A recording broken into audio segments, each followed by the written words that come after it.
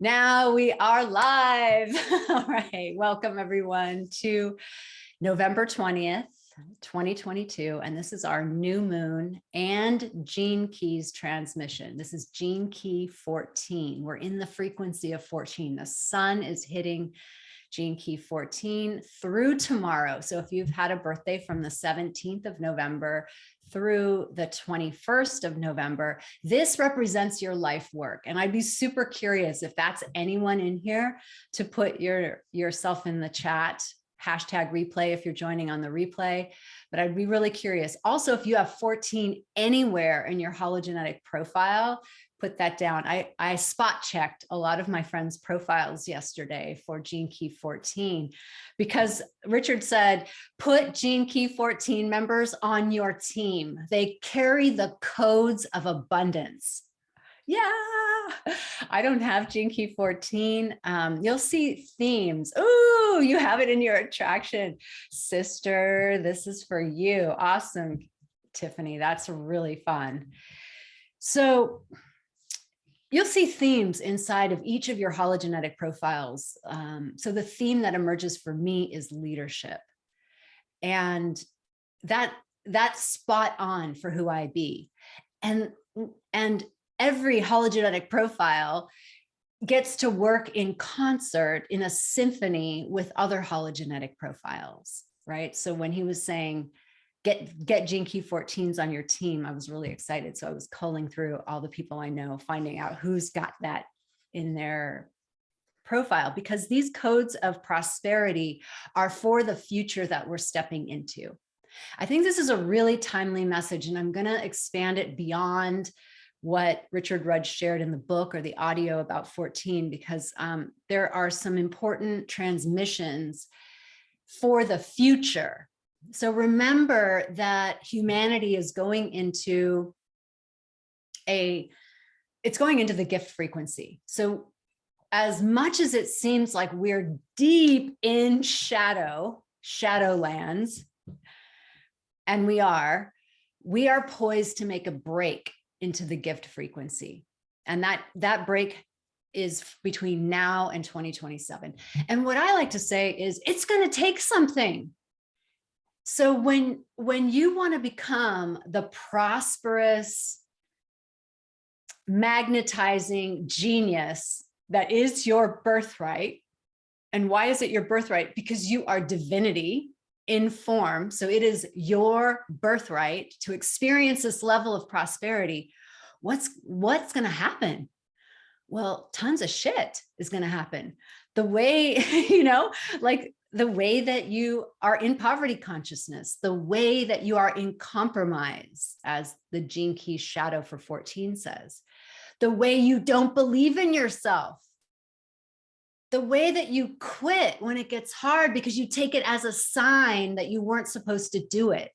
How many do that? Like, that is such a spiritual bypassing thing. And look, we've all been guilty of it because our spirituality is maturing. We're going into Saturn in Pisces, which is my natal. So I'm going into my Saturn return. Guys, pray for me. Pray for me. But I also have Jupiter on my ascendant. So I'm thinking, it's all going to be okay. But Saturn in Pisces is going to mature the whole thing around spirituality. So I'm excited about that because we've been caught in a bunch of traps, which is fine because you can't, if you're just learning to walk, you're not going to run. You have to do the steps. And when you do the steps, you fall. And then you have to get back up. And then eventually you don't fall. So we're going into spiritual maturity. And part of spiritual maturity is to start telling the truth about the spiritual path and what happens. So when you set your intention, all the things that are not your intention come forward. So I've set my attention in creating the Evolving Sisters Network, and we're kind of behind the scenes right now. Our website's getting built and all the things. But I've always said to myself, the game that I'm really playing is self-mastery. The game I'm really playing is leadership. And so guess what comes up for me? All the ways I'm not in self-mastery, all the ways I'm not in leadership. And you better believe my ego does not want me to grow. It does not. It wants me to be right. It wants me to stay the same. It wants me to blame other people, or it wants me to disempower myself by allowing other people's energy to create my future or who I be in this moment. So this is an incredible example of what Gene Key 14 does for us. I'm going to call the subtitle of this, I made some notes just to stay on track. I'm going to call the subtitle of this, Betting on Yourself. Write that down if you have a pen and paper, betting on yourself. I say this when I was doing the enrollment for the Divine Feminine Business Mastery. And I'll say this in a broader context than just that context. And some of you were in that program. I always say, in a world where we have like crypto tanking, real estate tanking, interest rates rising, inflation, all the things that we hear about, the collective narrative, there's a tendency to feel completely disempowered and scared. And if you have no anchor, you will feel scared, or you'll spiritually bypass and just say like, it's all going to be good. And you know, there's truth into that. And your experience along the way is not going to be all rainbows and butterflies, as they say, right? Because we're in the grist, you know, like we're in the grist mill. We're having to polish ourselves, you know, like the diamond is in such an intense pressure cooker in order to become the diamond. That's an incredible metaphor for you to stay the course, to always keep your drishti, your third eye, on the diamond. And like Tiffany said, you know, fake it till you make it. There is some of that, even though what you don't need to fake is your attitude. You can really generate an experience of joy now. So if I waited, let's say, like I have a vision of the Evolving Sisters Network that creates prosperity for women inside the network. I have a vision of how you, as a teacher, leader, facilitator, get to make money inside of my network. Our network, really. It doesn't belong to me. I am just the conduit of that. So if I said to myself, I'm not going to be happy until that happens, I would set myself up, right, for a lot of unhappiness. So I just choose in this moment to be grateful. And I'm going to show you a practice that I do because I'm in the mat of this Gene Key 14. And so I felt like, okay, this is the perfect transmission because I'm on the mat of it. So you don't have to fake your experience. You can generate an experience of well-being. And we all have practices for that. We also have support from homeopathy to flower essences to NAD. I've been loving those patches. And so we've got support.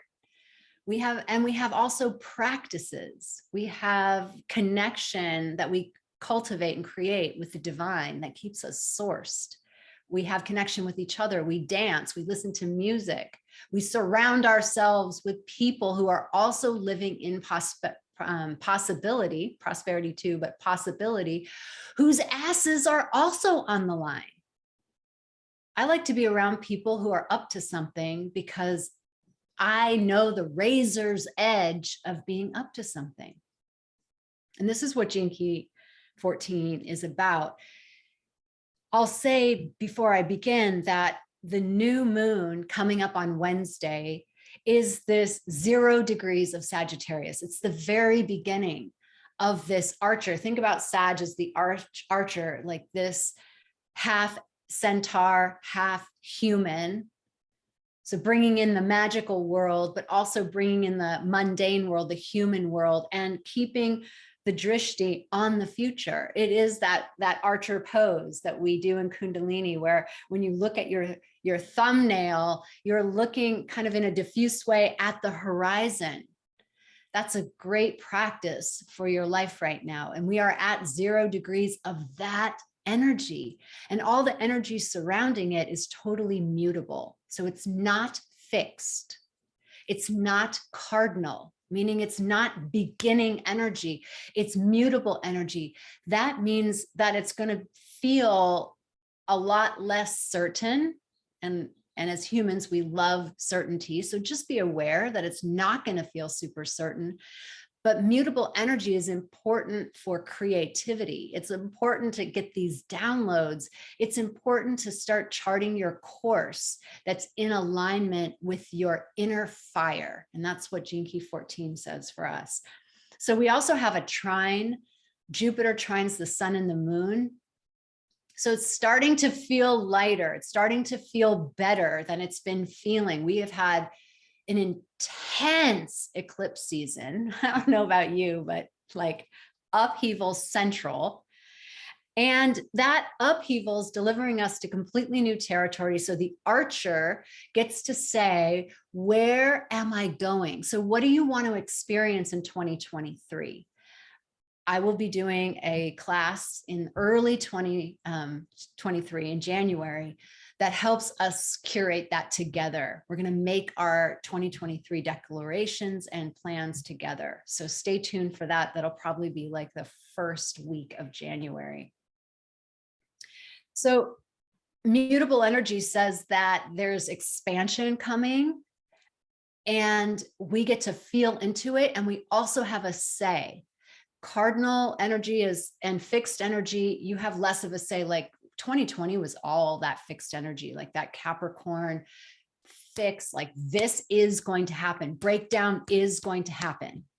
And now we're in a little bit different energy. It's going to feel really different going into 2023, maybe even disorienting, because we have so much of a say. This energy says, I am ready for a quest, a new quest. So that's exciting. And I'm moving, so I apparently am ready for a new quest. Seriously, you cannot make this up. And I want to end this astrology section and go into 14 with what Molly McCord, the astrologer, says. We are quantum tangling with whatever we are thinking and putting our attention on. So write that down. We are quantum entangling with anything that we are thinking and putting our attention on. So that's going to be a very important thread through Gene Key 14 that you'll want to keep in mind as you create your visions for 2023. Okay, so let's dive into 14 a little bit. 14 are the codes of prosperity. They just through the beingness of those who have this in their profile, just their beingness can cause and create miracles. I think that's true of everyone. And sometimes what happens when you have this in your profile, you actually struggle with the opposite. And that's why I love the Gene Keys, because it can pull you out by showing you who and what you really are. So poverty consciousness can be part of the shadow of Gene Key 14. It's that slumping over. You can feel like your shoulder blades go forward and they cover your heart because you are self-protective, and your head goes down and you're looking at the ground and your feet shuffle, right? You can feel that feeling of the shadow of compromise. Now, Richard Rudd talks about this shadow. The programming partner is mediocrity. This is our frequency and the world's frequency when the world and us individually, we individually do not step into our gifts. When we do not step into our gifts, what happens is we live in compromise. We live in mediocrity. And I think that's why there's such a experience in the zeitgeist of, I have to find my purpose. I have to find my purpose. I have to find my purpose. And even that chasing is going to keep you out of your purpose, because your purpose is always in the present moment. It's never not in the present moment. So you can feel the frequency. Let's kind of just presence the frequency of shadow. When we feel that shadow of compromise, and it's not outer compromises, because there are a ton of outer compromises. You're not here to just get your way, right? There's a dance, right? There's a dance happening between you and the world, but it's an inner sense of compromise. So presence in your own life, how does that show up? How does that shadow show up in your own life? And put it in the chat. That inner sense of compromise. You're compromising who you're being, what is true for you. You're compromising your integrity. You're compromising your love even. So put that in the shadow. I mean, in the chat.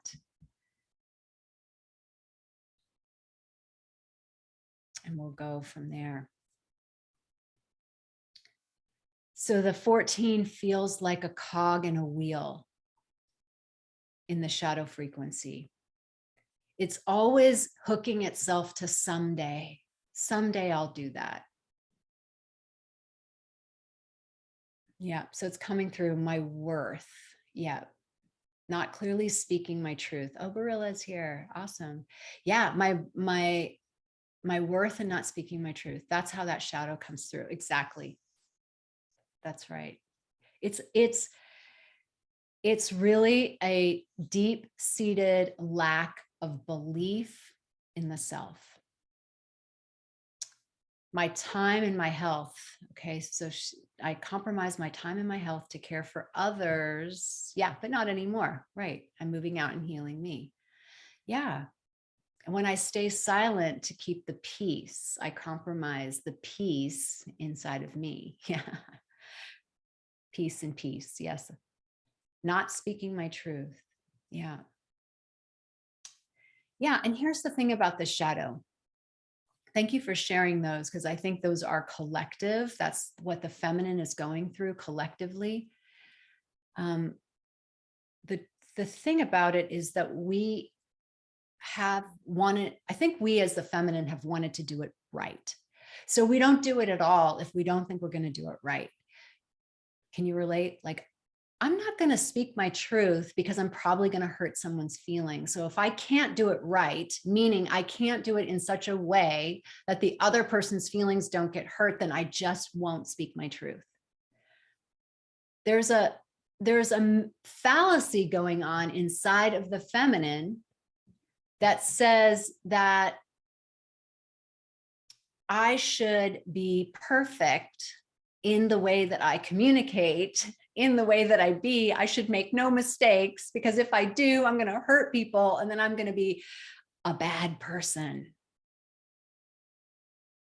Rhiannon also brings in the shadow of I don't know enough yet to speak about my experience.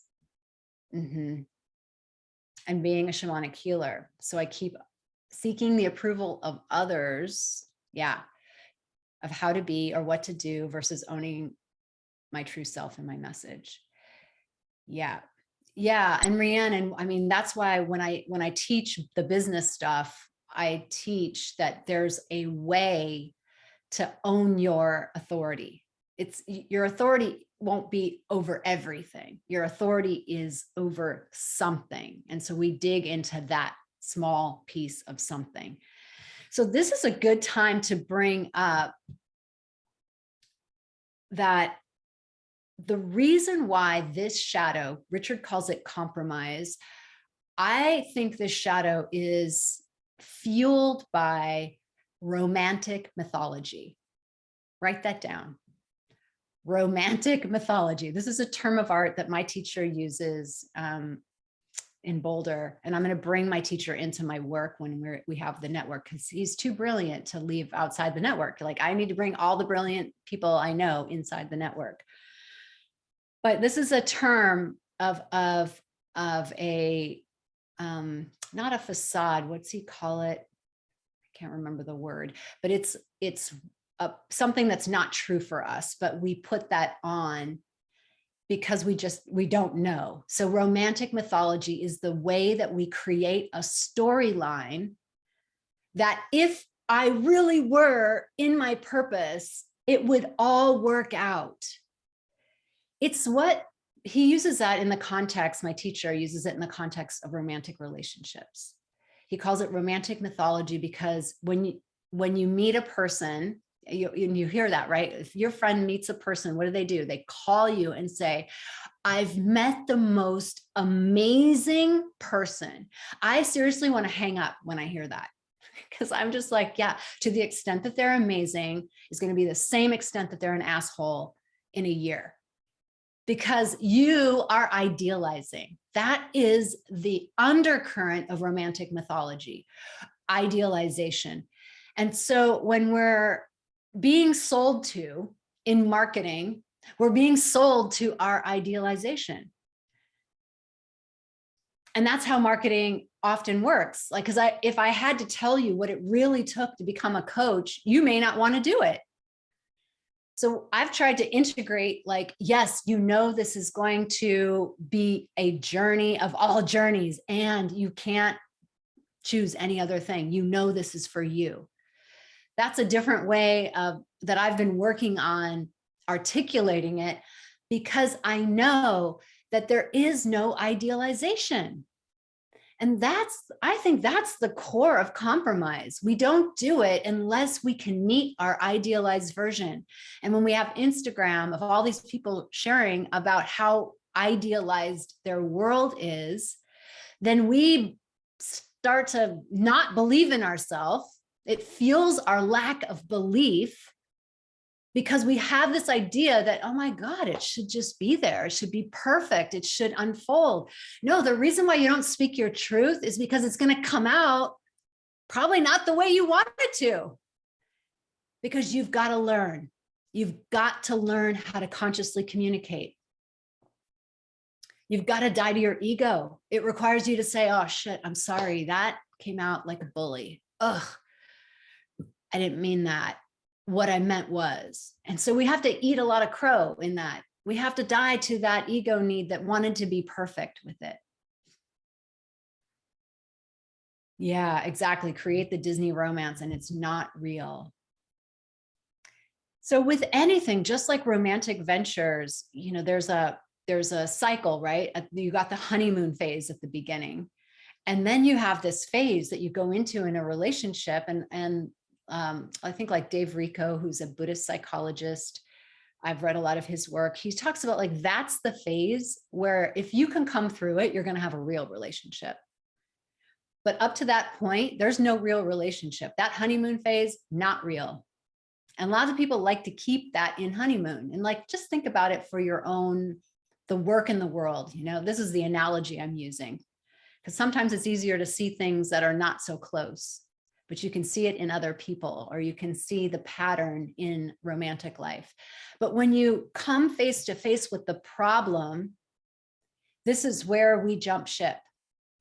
So like Rhiannon, you get to stay in that fire, and you get to make little steps, and you get to fail.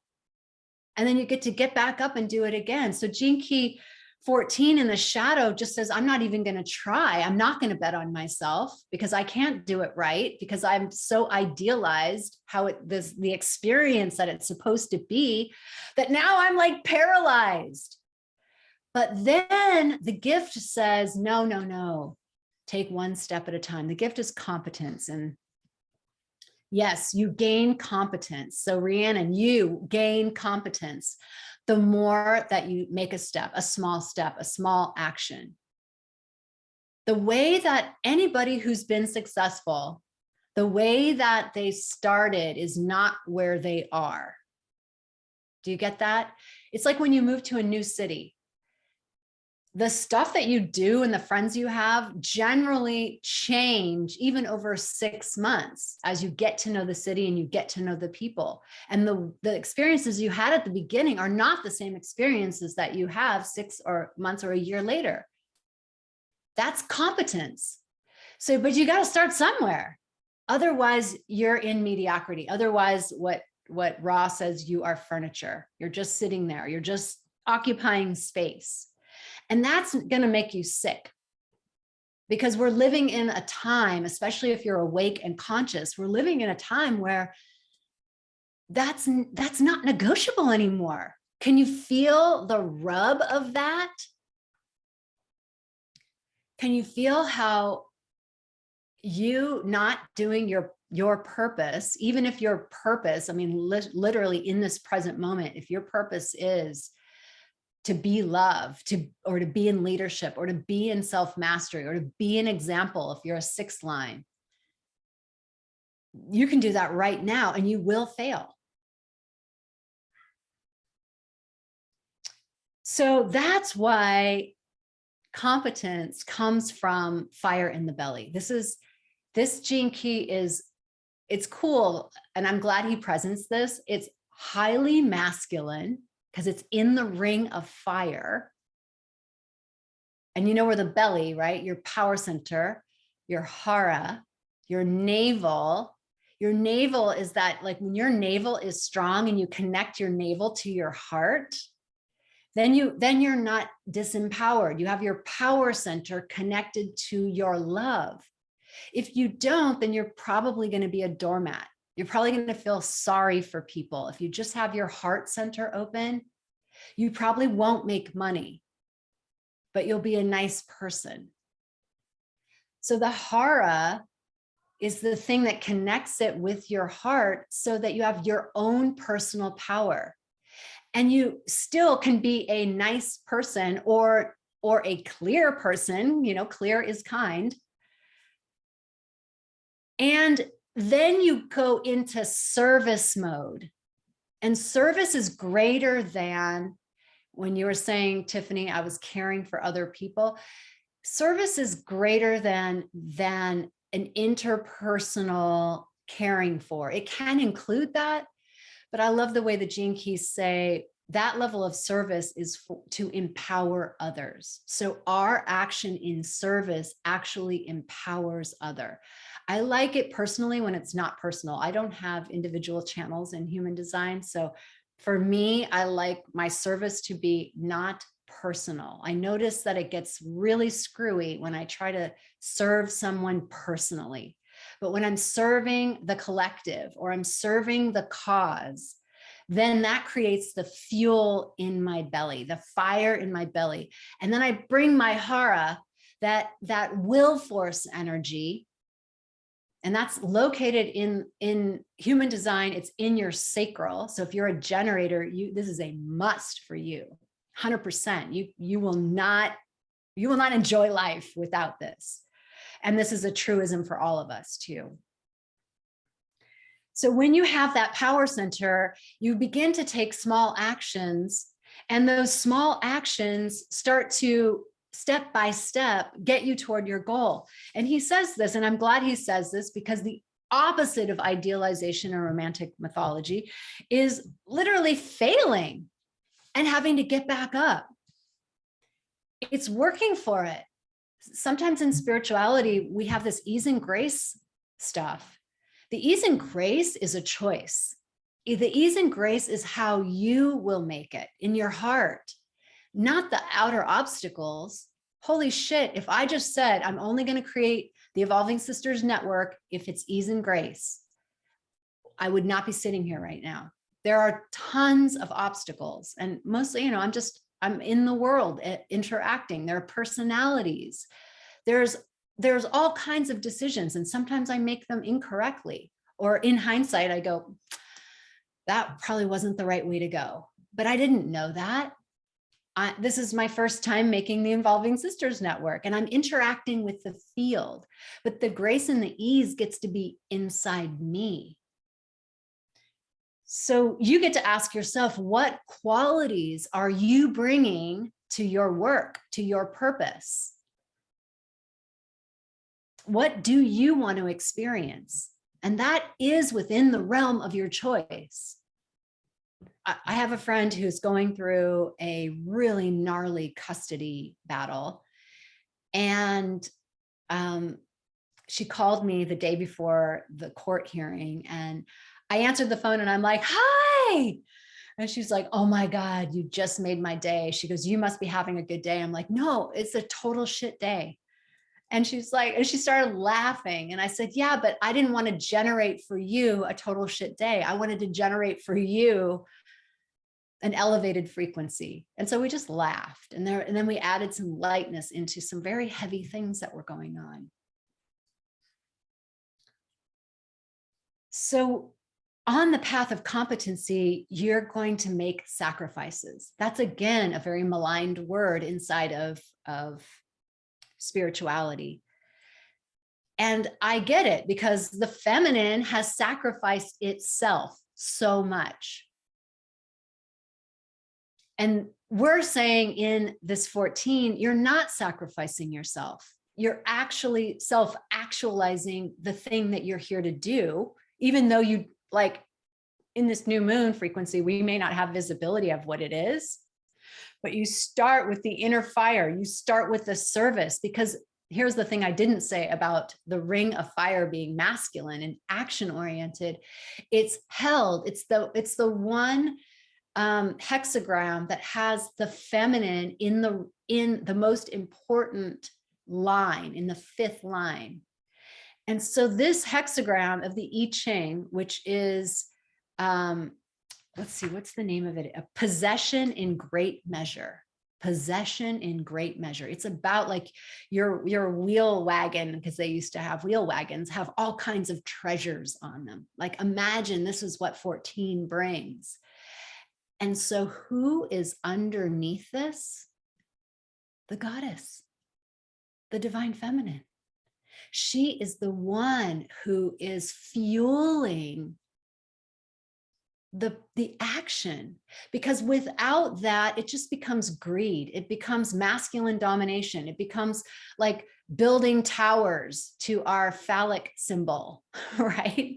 Right? I mean, all this unconscious sky rises, right? Built by the masculine in their ode to action, their ode to the ring of fire. But what they have forgotten is the underpinning, the thing that fuels it, is the divine feminine. And so to unlock your prosperity, you get to have the thing that fuels it be the feminine. And what is the feminine? And we've spent a lot of time talking about the feminine if you're in my community, in the Divine Feminine summits and all the archetypes and all the energies. We have learned she stands for the principles of service. I would say world service, because it's not even personal. She's like, everyone is her children. She is like active and also yin, holding everyone. So one of the pillars of my company is prosperity. It's called Abundance for All. And there's no algorithm for that right now. I get to be the pioneer of that algorithm inside the Evolving Sisters Network. But I at least know enough to know I cannot do it by myself. So that's why my whole vision is to get leaders around me and train leaders and incubate, what does it mean to create abundance for all? How can we create our structures, the algorithm, to bring in a new world, in a world that it has not been done yet? And does that scare the shit out of me? Yes, it does. And I know of nothing else to do because I have fire in my belly. So along the path, you're going to make sacrifice. Along the path, guess what? You're going to be disappointed. And then I'll tell you, just being on the mat, the times that I'm disappointed, I just hold a broader view. I'm like, yeah, this right here sucks. And if I have to cry, then I have to cry and I have to feel it. And that just makes me more in touch with the truth of my heart. And it clears the debris out of the way. And then I come back to that inner fire, come back to the question, come back to humility. I don't know what I don't know, gathering people around me. And I hold the long view that setbacks are nothing if I win the game. if I get to where I'm going to go. And that's, I've said to you before many, many times that whatever game you're playing, you're going to win. So if you're playing a victim game, you will win. I'm playing the game of self-mastery and leadership, and it might look like a shit show on certain days, but I will win. I will become the version that I have, and I have the gift of idealism, which is close to idealization. So I get to walk that razor's edge, but also trust that part of the way visions come through are they come through as the ideal. But even as Richard Rudd says, the ideal is not here for me to make and control that it happens. My ideal is for my drishti. And then life does what it does. That's the dance. That's the mystery. That's the divine feminine. And we're never going to know. She's very soft, very subtle, very deep. So we can make it our intention to ground through Mother Earth, because Mother Earth is the exact expression of her energy, which is abundance for all. It is sustainability, friends. It is waste equals food. Do you notice in nature that waste equals food? Somebody's waste, somebody else eats. We've gotten away that masculine principle without the feminine destroys and is in greed and has gotten away. So it's up to us. And this is why this is such a huge call to action, because it's literally up to us. If we've got to live this principle, and we've got to make money doing it. And I'm very well aware of that, which is why I want the network to have prosperity as one of its pillars. The other pillar is healing, which involves self-love. The other pillar is evolution, which is your leadership. Because once you heal, once you bring in enough self-love and you can complete the past, then you evolve, and then you step into your leadership. And then we start to create the matrix of abundance for all, the matrix of prosperity. And what's the programming partner of prosperity? To me, it's unity. It's unity, because Mother Earth includes everyone. She always has, as our example of true prosperity. True prosperity is a fragrance. And the vestiges of it are possession in great measure. Possession of what? Well, whatever you need, and so much love.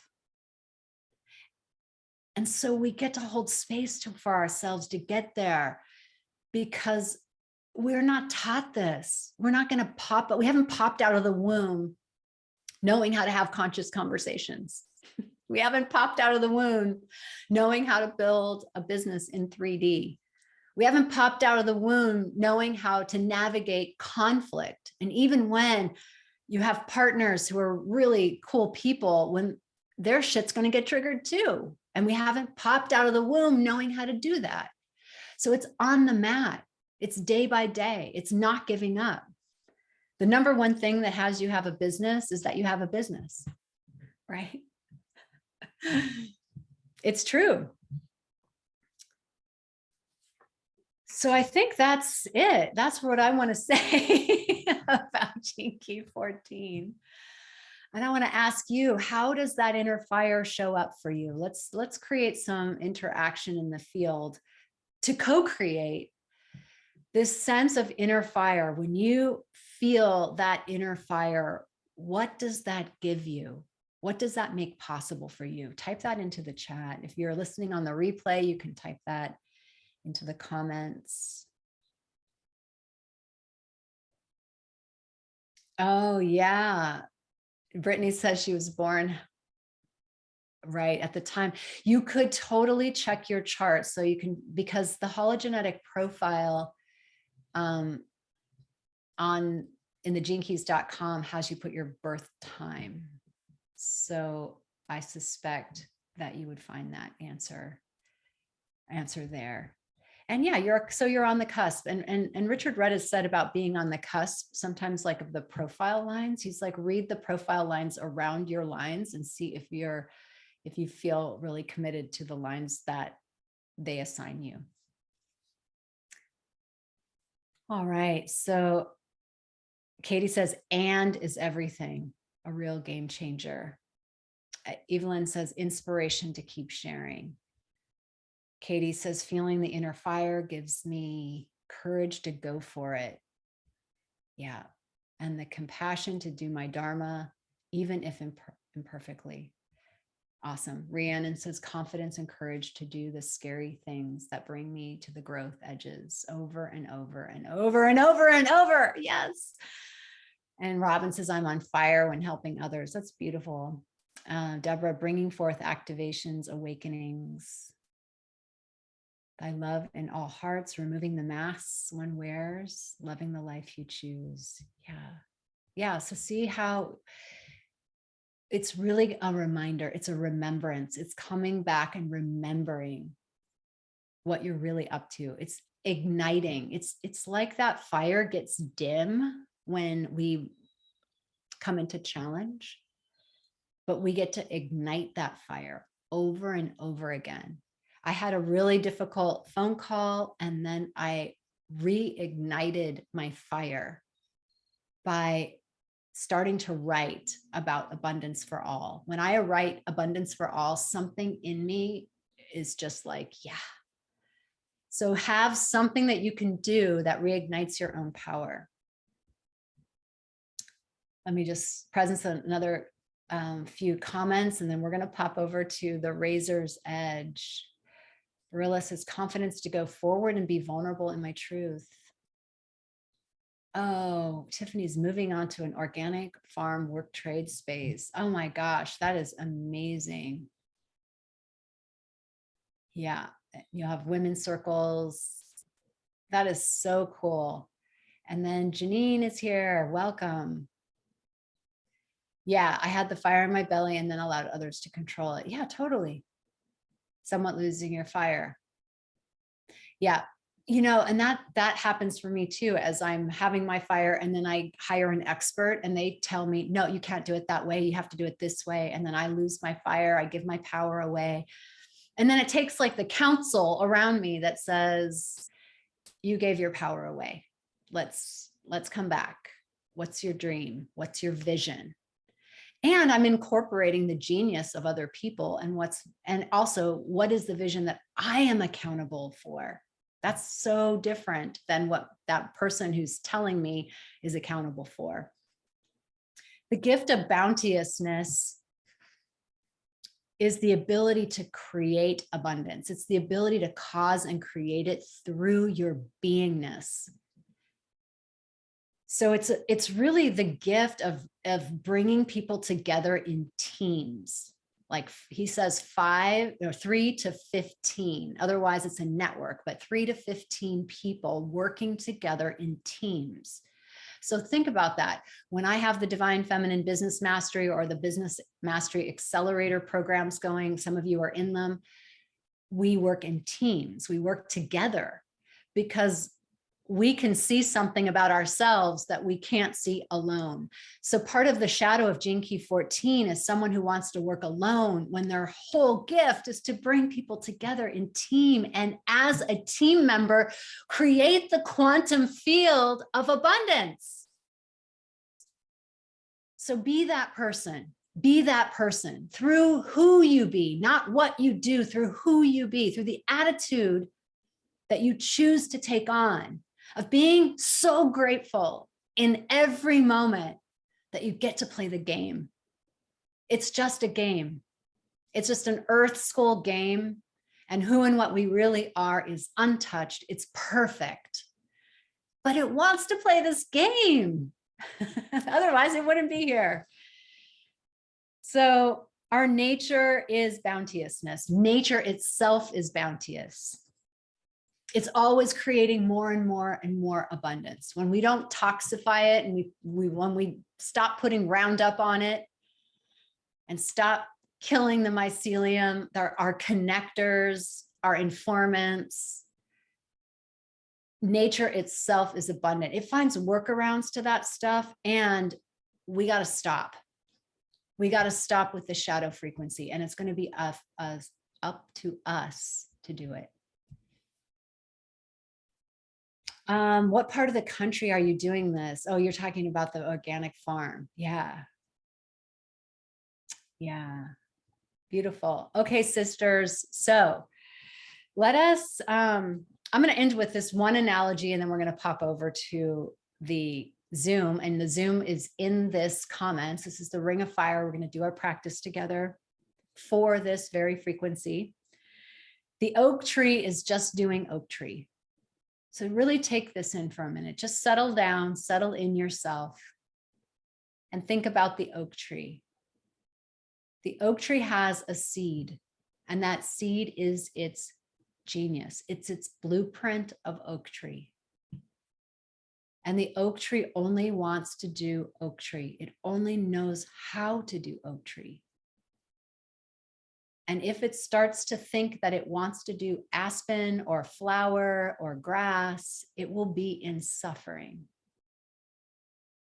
So let the aspen and the flower and the grass be the inspiration of how that person's doing that thing to come back to you as an oak tree to do your thing. That's what you're here for. And there's a lot of noise around it. So it's going to take some very imperfect action in the present moment to step by step actualize the fragrance of prosperity in your life. Thank you for being here. It's been such a joy. This is an incredible Gene Key. And I will see you at the razor's edge, walking the razor's edge. And let's jump on there in 5 minutes. Mwah. Lots of love.